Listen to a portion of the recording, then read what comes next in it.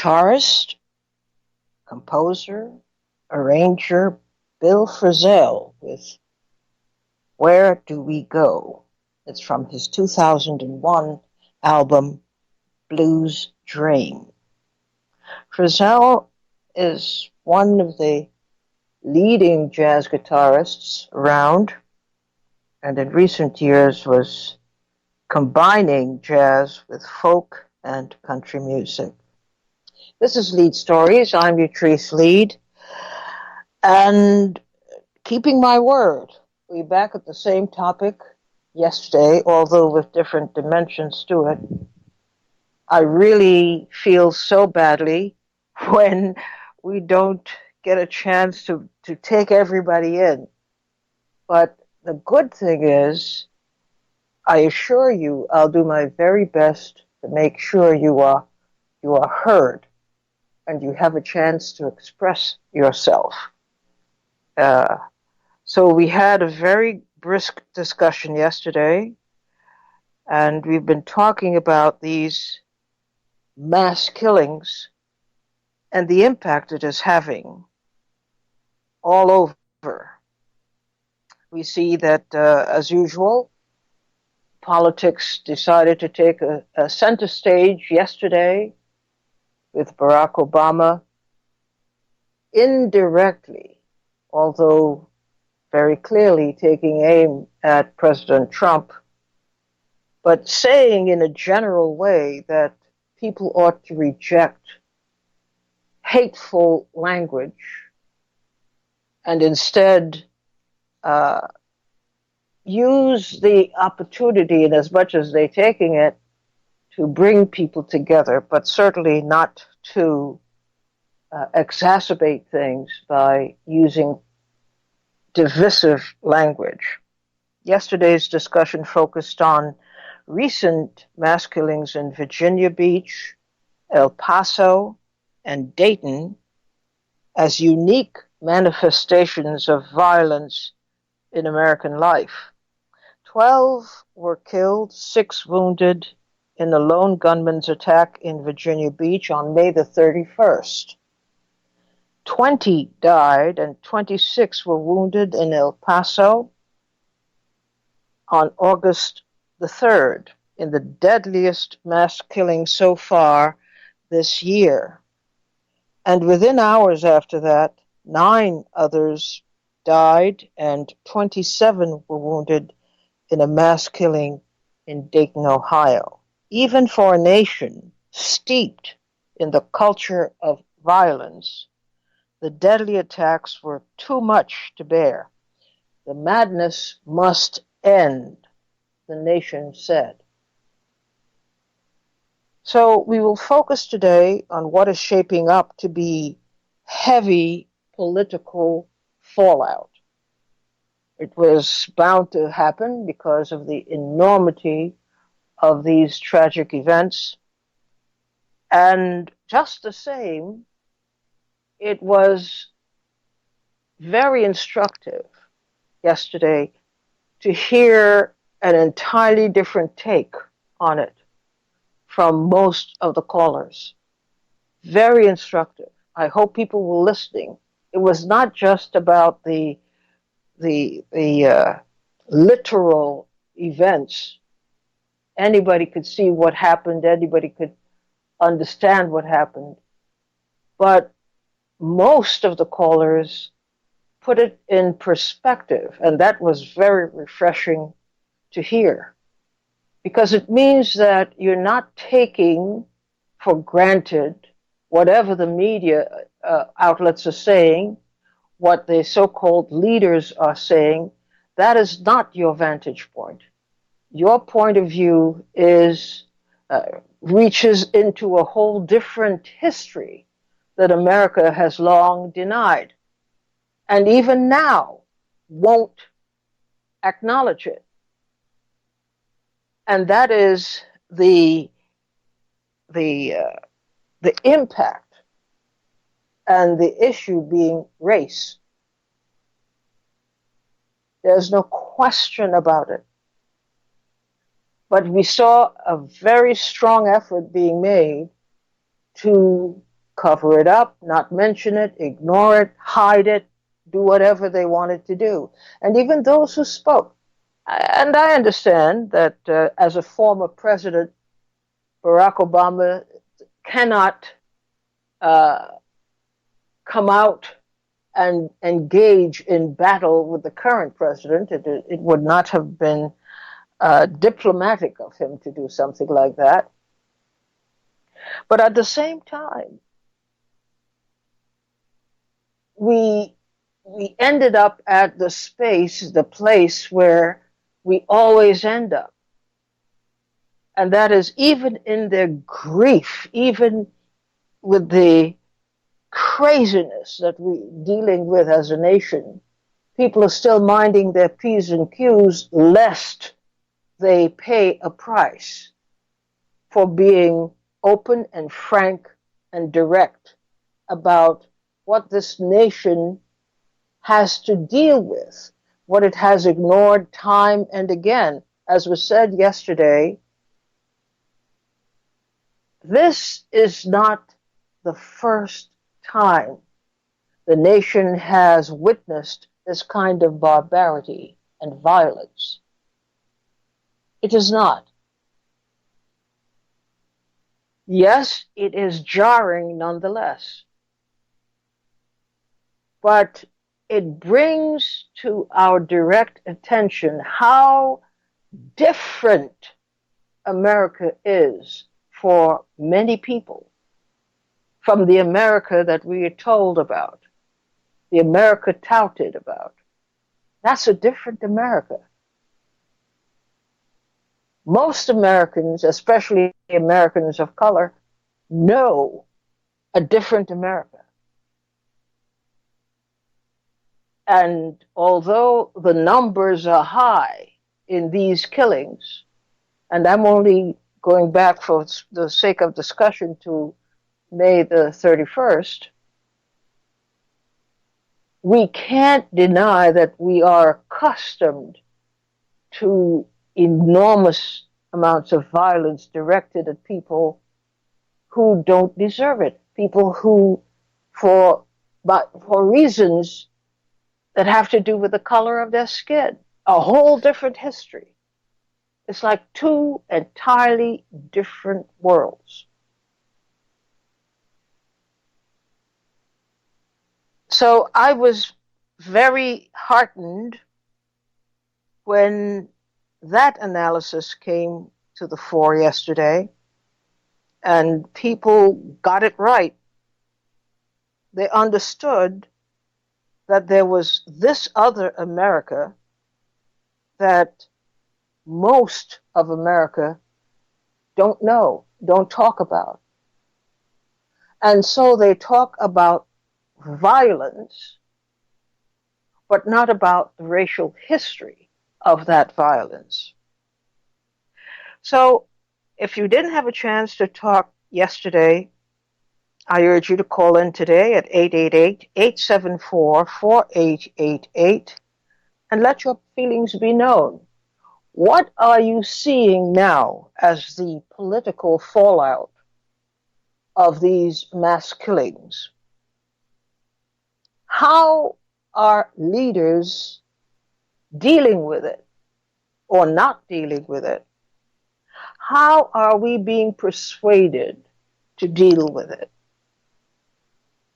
And of course, you know, the backdrop to all of that is we are in the midst of political season, campaign season.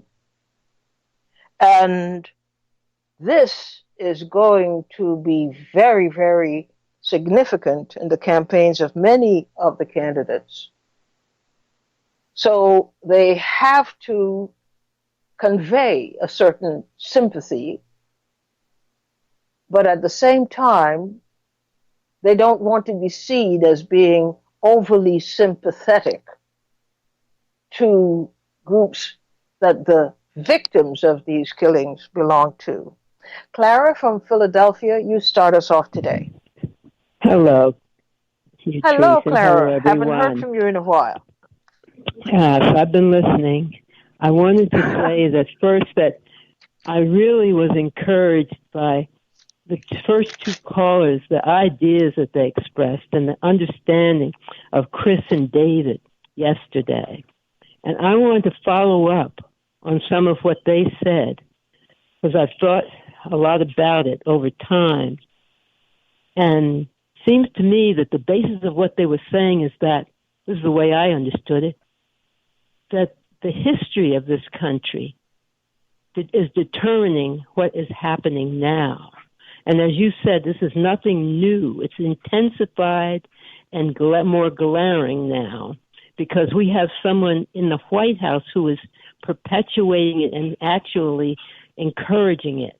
And the people who have been, to a large extent, underground are coming out of the woodwork and doing whatever they want to do and have wanted to do over time, because this behavior of this violent behavior towards people of color and others, not just people of color, but anyone whom they see is in their way, anyone who threatens their continuation of their use and abuse of the resources of the world. All of us are potential victims. As I see it, I see a civil war underway. And as I think it was Winston Churchill once said, is this the end of the beginning or the beginning of the end? I think it's the latter.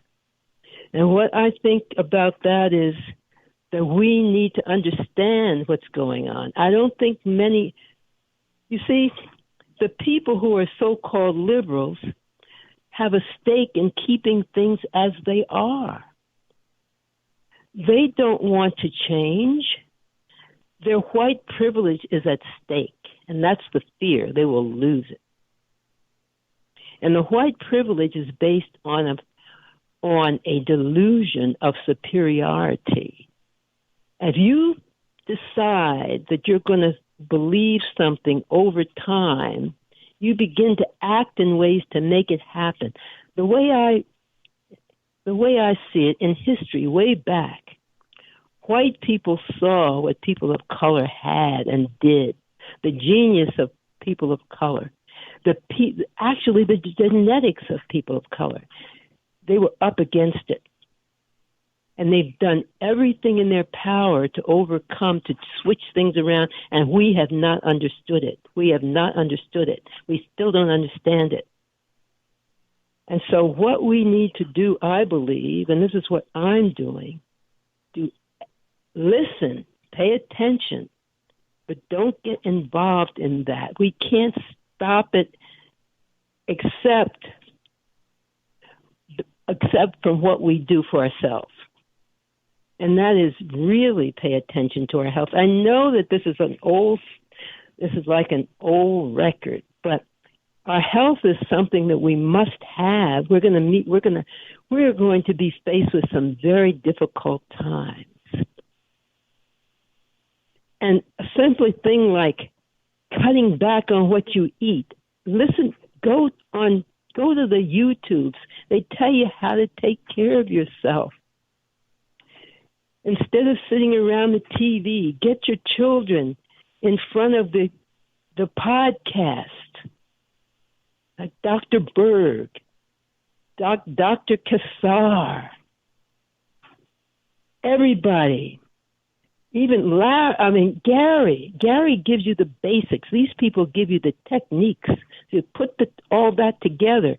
Throw out that TV. We have to prepare for a real war. It's already started, but we better hurry up.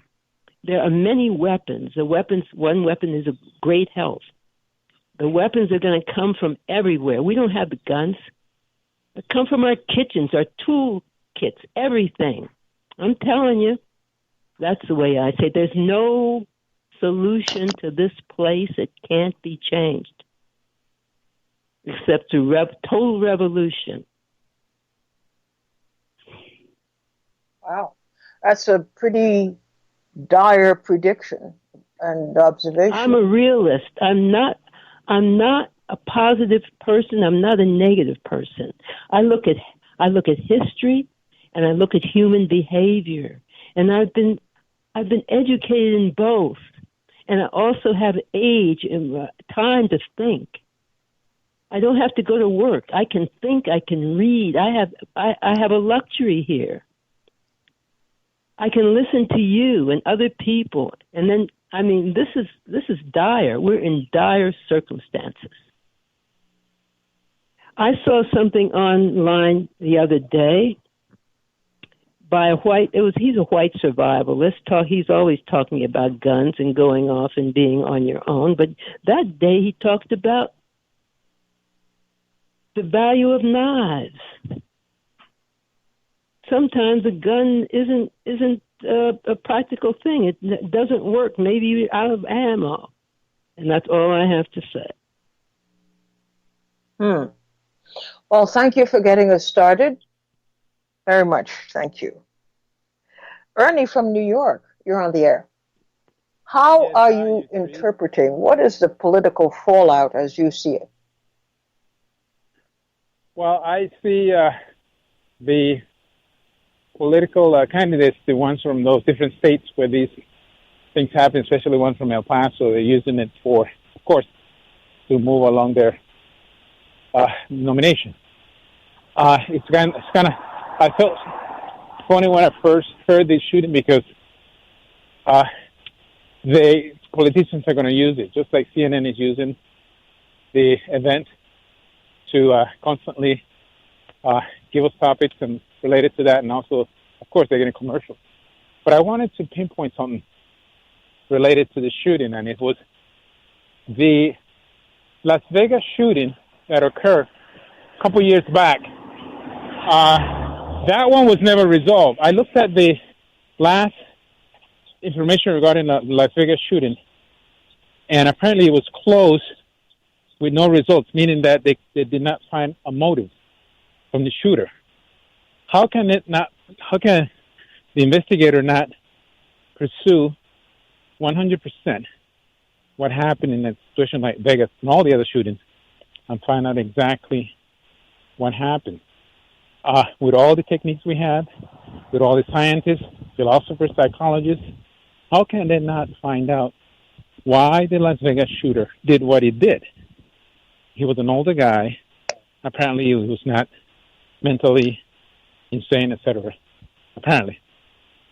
So if you can't solve one, you're not going to be able to find out what's happening with the other cases. This 21-year-old that committed this act, these guys, they're just starting out in life. They're getting indoctrinated. They're not thinking about consequences, etc. They may have some sort of a psychological issue going on. But if we don't solve the other problems, the other shootings, how can they talk about trying to resolve this one? They should have investigated. All these shootings should be investigated 100%. Use the so-called terrorism, not the term, but the laws related to terrorism, and the Not the Mass Terrorist Act, and go after this situation. Investigate everything. Investigate their parents. Investigate their friends. Investigate the background, what they did, how they grew up, which school they went to, what kind of medications they're taking, all that. That's just what I want to say about this, Tracy. I want you to come directly to the question originally raised. What is, from your point of view, the political fallout going to be from these most recent mass killings? Well, we are at a stage where immigrants are being used as a political football. Immigrants are being blamed or some people have been blaming them for the current situation, like jobs, the economy, etc. And just like you said earlier, some of the politicians are going to use this and say they're in full support of the immigrants or blacks or Latinos, and the other ones are going to kind of be careful what they say. It's going to be used in that context. It's going to be used to forward their candidacy. Is it happened in the past? I mean, shooting happened before when Obama was president. He went to, I think it was South Carolina, I forgot, or Georgia, with a shooting in the church of yes. the There's a shooting in a church down there. Obama went and did his thing, and all this entourage, people that worked with him, went down to the south to show support in that sense. And then nothing happened, and then the shooting just continued. I mean, even you could have a black president or a Republican president, you have shootings in both presidents. The question is, how do you resolve this? How do you investigate this thing? You got to go deep into it, find out what exactly, and you find out that you could trade. If we can spend money and go to the moon and put vehicles on the moon with people on it, and also on Mars without people, then why can't they try to resolve what's happening with these? Psychologically, it could be hatred.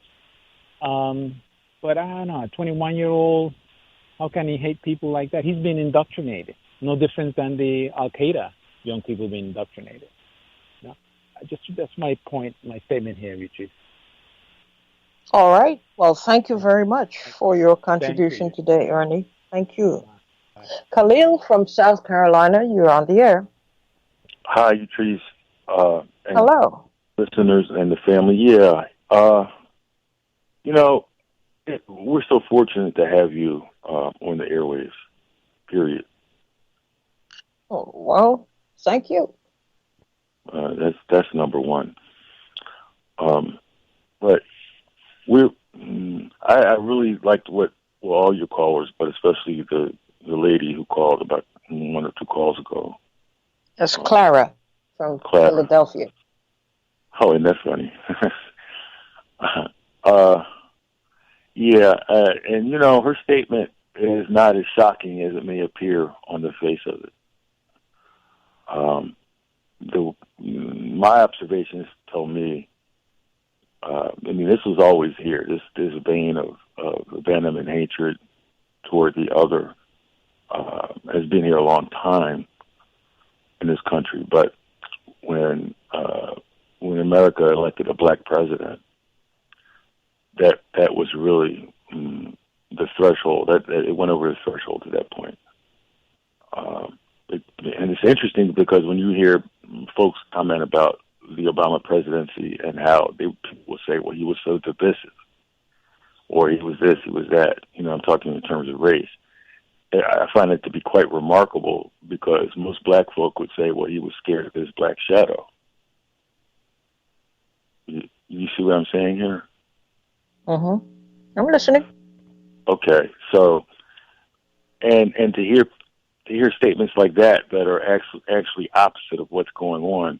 You see, we're dealing with frightened people. There's a whole group of people who are frightened, scared to death at the darkening of America, and they will do almost anything to try to thwart what is going to happen anyway. It's the inevitable.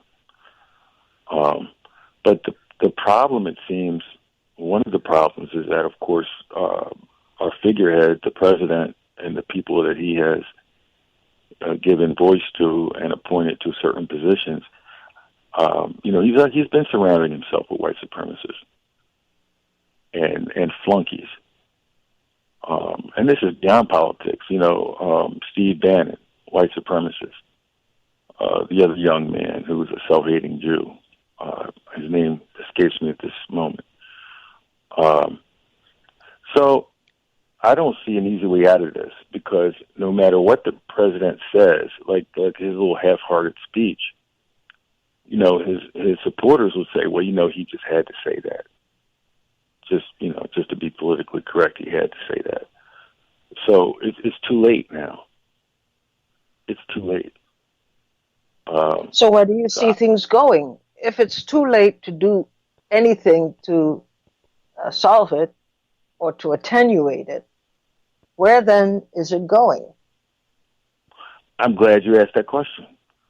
And I'd like to bring, I don't know if it's appropriate to talk about folks or ask questions, but, I often really think that I agree with what David from Brooklyn has to say, all the time.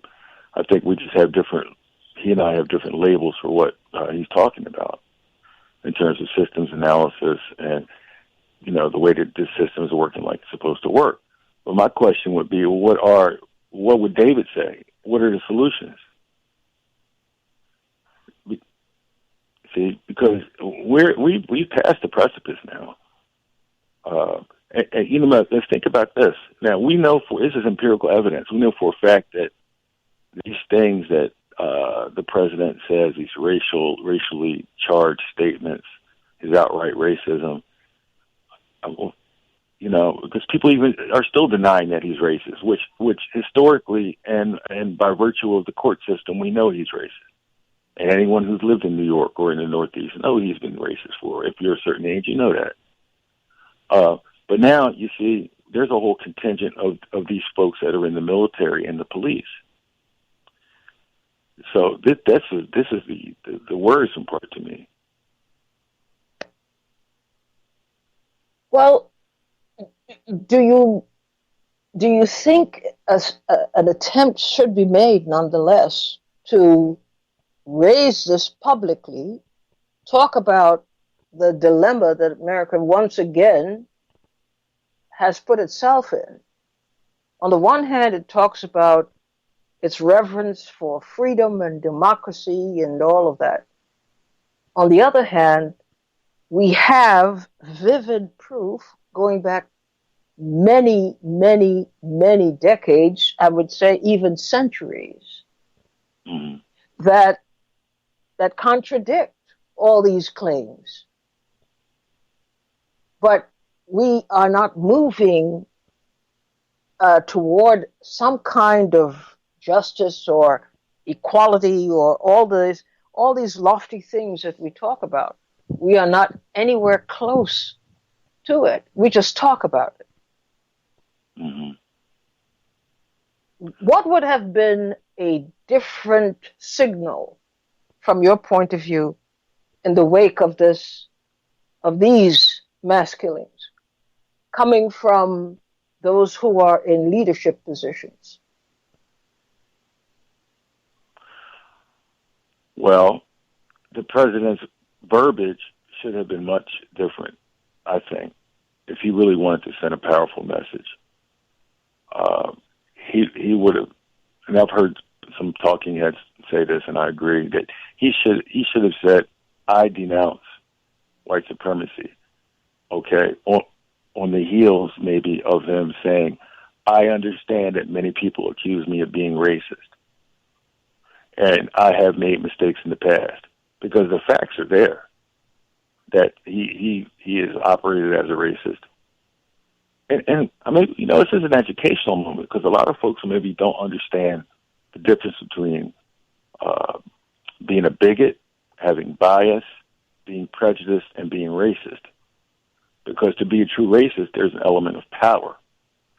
And so the president really checks all the boxes for as far as you can go on that spectrum of being racist. He's got all the boxes checked. Anyone who understands in an academic sense what racism is, institutional racism, personal racism, that type of thing. But he should have said, "I understand that people think I'm racist, but I denounce white supremacy in action," because he believes in it in theory. It's obvious. Why would you surround yourself with people who are white nationalists, to use a euphemism, if you're not? And I think right now, a good signal would be for our lawmakers to begin impeachment of the Attorney General, because it's obvious he perjured himself many times already, as did Jeff Sessions also.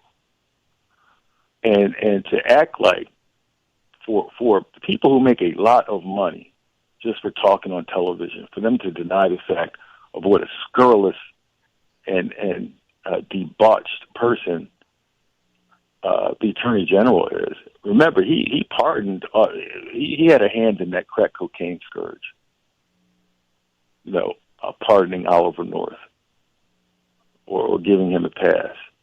See, he was part of that whole cabal. So he cares nothing. They only like government when government works for them in their mind. He's a subversive.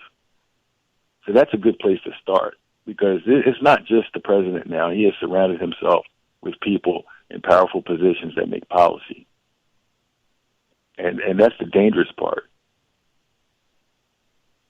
Do you think it would galvanize any kind of political power to oppose a system that is regarded as racist?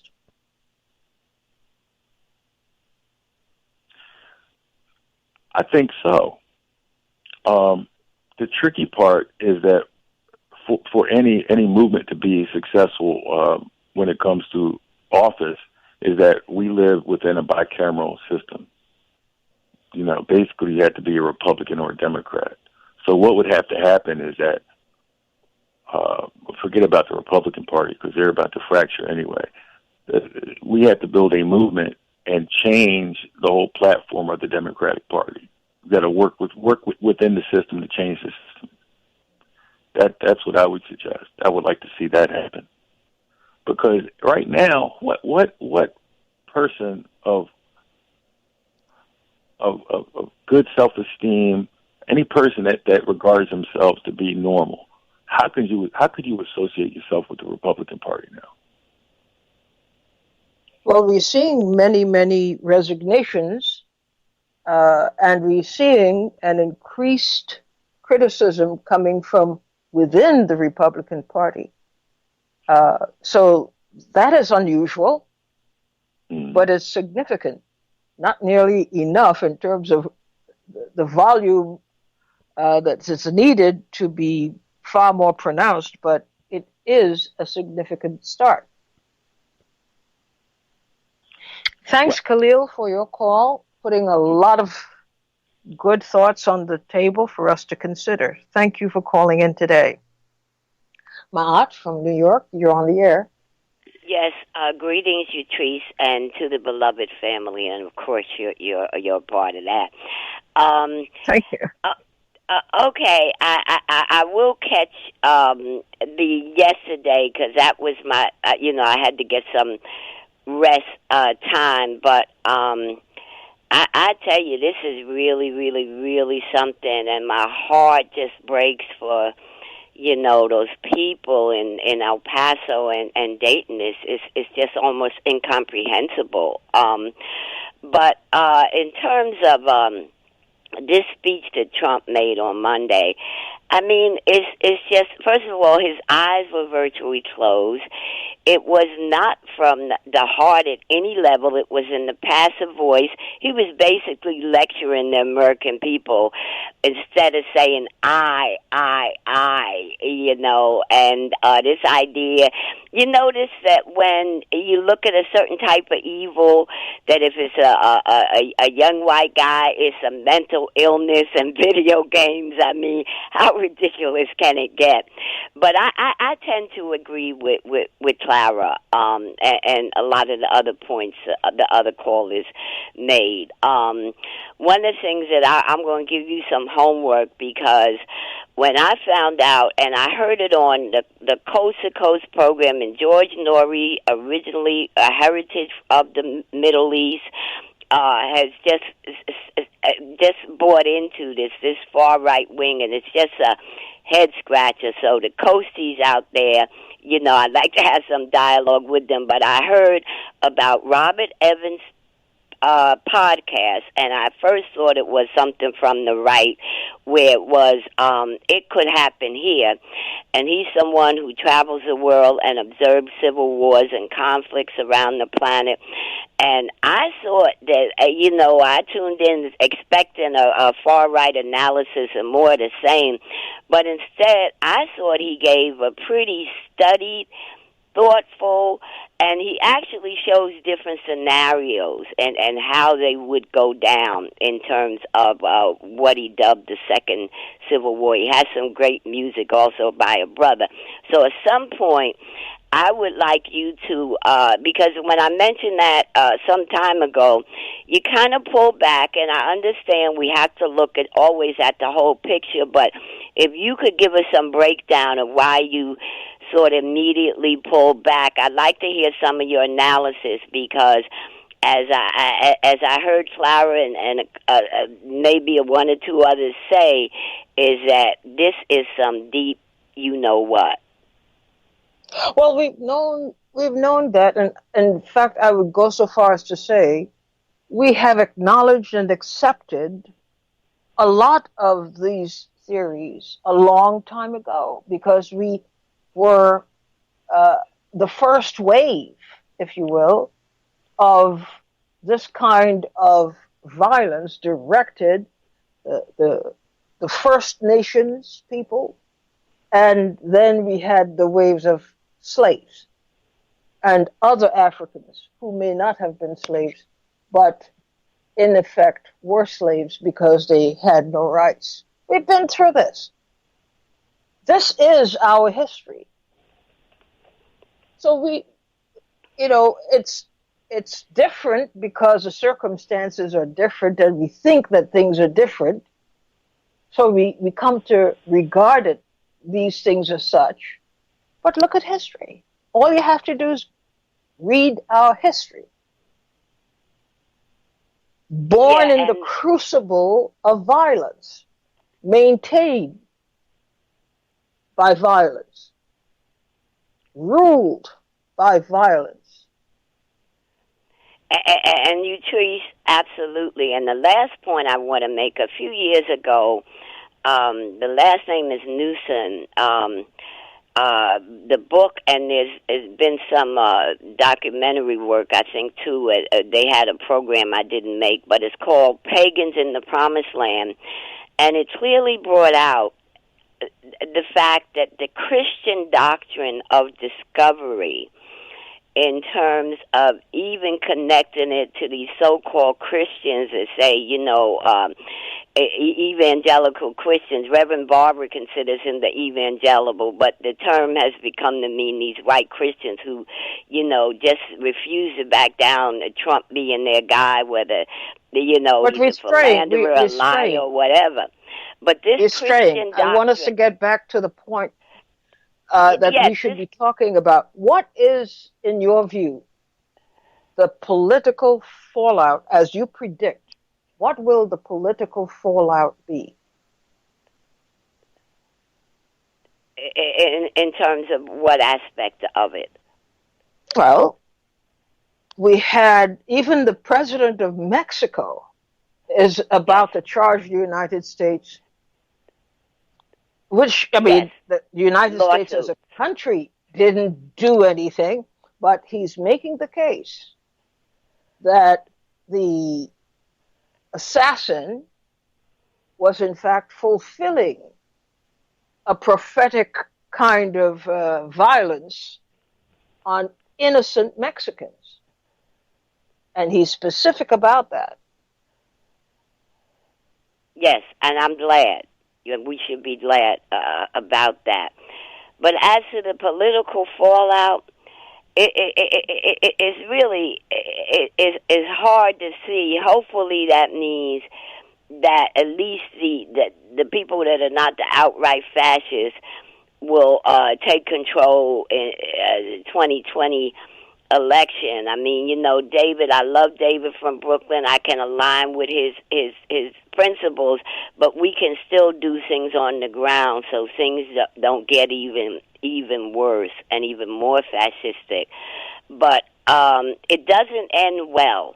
Just the cult of personality around Trump and the Republicans and Moscow Mitch, and he actually put up like a 5 tombstone or so graveyard as the people are burying their sudden snatched dead in terms of his opponents. I mean, this is how just nonsensical the Republicans and people like Mitch McConnell are. I mean, but here's the thing. I like to say, let's suppose we accept the broad criticisms of the president, his administration, etc. The question I'm trying to get at is, what are we going to do? I think Clara makes. Clara's version is take care of ourselves, take care of our health, and prepare for essentially a new civil war. What do you Well, think the it's fallout in would many be? ways it's already started. And we have, of course, Brother Aton Edwards, who's doing an Afro prep site and a book that's about to come out. And so he approaches as survivalist. I know Clara mentioned this white guy she listened to, but I don't think he does a podcast. But I think on his Afro Prep site, or and it'll be fleshed out more, I imagine, as the book comes out. I think it's probably a lot of good information in preparing for the apocalypse, because we've been there a long time, and it's now just in your face, more overt. Well, we'll see. We'll see how far people are willing to go in their own interest to protect themselves and to protect the community, but first to acknowledge the reality that we're living in. It's being covered over, plastered over, dismissed outright. Nobody wants to talk about the situation, the real situation that we all are in. Thanks for adding to your points from yesterday. Willie from Brooklyn, you're on the air.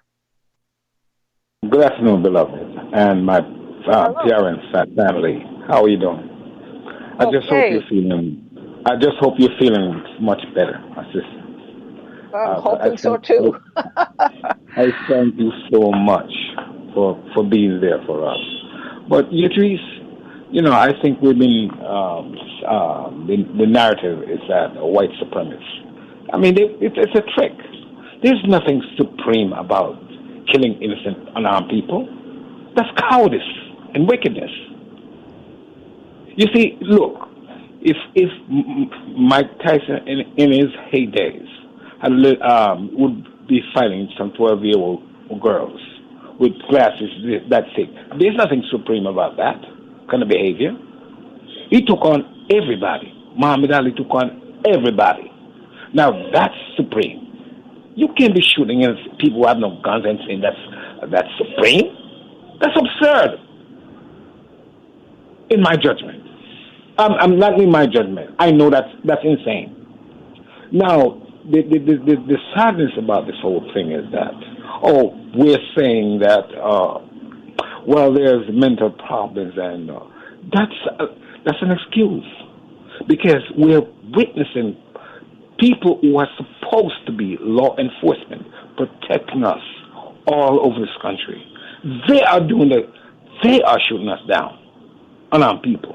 So are they insane too, or is it just? Let's deal with the question at hand. The question at hand is, what do you believe the political fallout will be, or should be? I don't think there will be one, because you're dealing with the one party, the Republican and them. It's the same people. So to look to either party for anything different, that's absurd.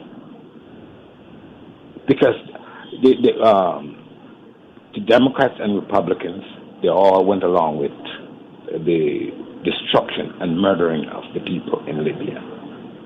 You see, violence is violence, Yatrice. Uh-huh. You cannot be killing these people all over the world. They were talking about killing more people in Venezuela. What have these people done? But I think it's coming to a closure. Your days come to a closure. That's the only way I see out of this.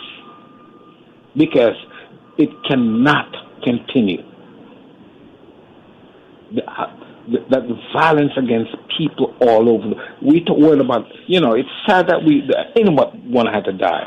But you have to look on the larger scale. We should be outraged when these people are talking about wars.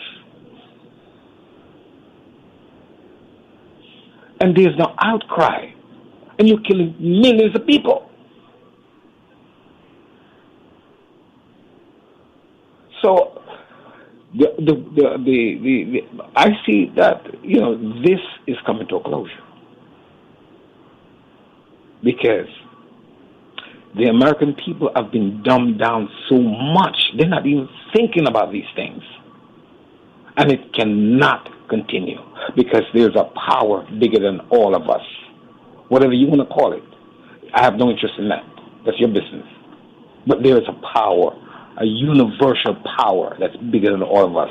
And I think the reason why these things are happening, it's the whole entire world is looking at this. And that's what our minister have been telling us from day one. For 63 years. And here's a brother that has never lied to us. So what would make us think he's lying? He talked about Trump before he got in office. So I mean, we can fight these people with guns. Ask the Japanese. Trees? Yes, I'm listening.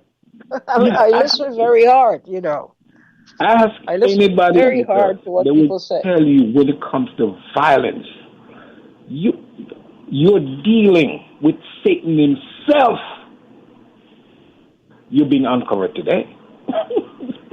Anyway, you just said, listen, somebody else get on. I love you, my sister. I wish calling in somebody can help and sharing your thoughts with us today. It's very profound, I would say. Ashby from New York, you're on the air. Yes. What is likely to be the political fallout as it is shaping up even now as we speak? Well, I have to agree with Clara. It's quite disastrous. I agree wholeheartedly with what she said. Get yourself in order. You've been telling us about making changes. A lot of us are not listening. I don't know about you, Teresa. I give you credit for being patient, but I am totally frustrated. When you find that bridge, I'm jumping with you. Because we don't seem to get it. We don't get it. You've been telling us all along the history of this country is based on violence. It's been happening for 500 years plus. You're not going to change the minds of these people. Black folks need to get out of the Democratic Party and stop looking at them as their savior. They're just as bad as the Republicans. You've been talking about that all along, but we are just not getting it. I'm becoming very totally frustrated because, I'm hearing a lot of frustration on the phone. On the other hand, like I said, I give you a lot of credit. I'm doing what Evelyn is doing. Clara, that's my thing. The thing is, get that house in order and get your family. Very satisfied. Well, I shouldn't say very satisfied. I like the idea that you can push people into at least thinking things over and seeing the reality in which we are all living. This is the reality.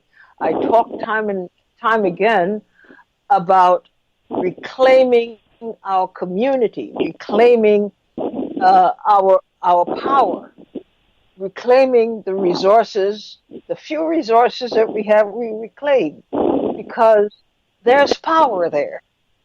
Yes. And every time something like this, these shootings happen, we are reminded of how vulnerable we still are.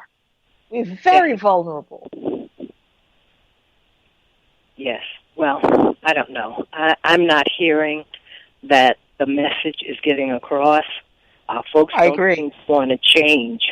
They don't want to change. And I'm very frustrated, extremely. I'm going to do my thing, continue to do my thing with my community and my family. But it's a sad thing of what I'm hearing. Your message doesn't seem to be getting through. You're so patient. I give you so much credit. I remember you from Talkback on WBAI. Thank you so much for all that you do. And I'm going to continue to do my thing, plus what Clara is doing. Continue it. It's most important. And let's do it together. This is the thing. We do our things individually and together. We need a whole different approach, a whole different mentality. because Yes, we're seeing what is in store and definitely. what is actually happening. We just Yeah. can't sit and let it happen. But I find that we are putting too much faith in this thing you call the system. That's been existing for 500 years or more. You know, we're written out of that. That's to do unto us, but we don't seem to get it. Because when I'm hearing people talking, they're talking about, oh, the system this, oh, the Democratic Party that. And then on this other thing, universal whatever, whoever that is, we can't rely on that either. We have to get up off our and get busy because we're way behind the eight ball. We're in a state of rigor mortis, DOA. Wow. You know, what are these conversations doing to you as you listen to your fellow listeners and you listen to me, you listen to your neighbors? What is your state of mind at the moment? When I let me see if I understood what you said. You said when I listen to my fellow listeners and my neighbors. Yeah, What your is my state of neighbors. what is my state of mind? What Oh, what go ahead. emerges as your state of mind when you engage Frustration. with others? Total frustration because of the fact that because many of my neighbors are in my age group. We're older. Some of us are retired. And when we're talking, and I'm talking about the history and these current events that are happening, and they're coming back to me with some of the things that I hear some of my fellow listeners saying on your program, I kind of lose it. I just lose it. I have to throw my hands up because we should know better. We're older. We've been here long. We should know what the system is all about. We should know the history of this country. I give you credit. You have patience. No, I sense your frustration, but believe it or not, I think that's where most of us are, frustrated. And the hope always is that somewhere along the line, we'll pick up some speed and move toward a solution, especially of the most important problems that we are suffering from. So hopefully, you know, they'll see the light and begin to move in their own interests. But it's good to talk with you, and thank you so much for contributing today. Thanks a lot. All right, well, that brings us to the end of our program today. As you notice, we are not talking in a way that, well, we're not analyzing the tragedies. We already accept that these are not only tragedies, but they are enormous tragedies. What we're trying to do is to reach back to other tragedies we already have suffered and begin to ask the questions, have we learned anything? And if so, what is it that we have learned over hundreds of years? Are we being bamboozled once again to believe, well, this time it's different? I say no, it's not different. And I see that there's a wide agreement about this. We've been here before. We look at the response that we're getting from the political establishment. We look and we see that, you know, they're consumed with a whole different agenda right now. They don't have time to take this on. This is an added burden. So inevitably, we have to see to our own interests, and we have to respond also to those for whom we have great sympathy. But I agree. Who was it who said today? I think it was Ma'at, who said that the writing is on the wall. So did Clara. The writing is on the wall. It has already been a success when you attack vulnerable people. That was proven over and over and over again in the past. The question is, first, do we recognize and understand that we are vulnerable? And two, what is it that we are prepared to do? How do we solve our unique problems? That will continue to be the question of the century. It need not be, but I strongly suspect that that's what it will turn out to be. That we will be distracted, we will be involved in other things that have nothing to do with our collective survival. People coming together to promote a more just and democratic society. These ideals were thrown out the window a long time ago. And we still hold on to the hope that folks will see the light and behave differently and treat us differently. It's not going to happen. Not anytime soon. Thanks so much for joining me today. We have a lot more discussion on this issue because there are so many moving parts to it. And we'll try and get that done as expeditiously as possible while we dance on the other side of the fence and tackle other major issues that need to be discussed. All right. Thanks so much. We'll see each other tomorrow. Bye-bye.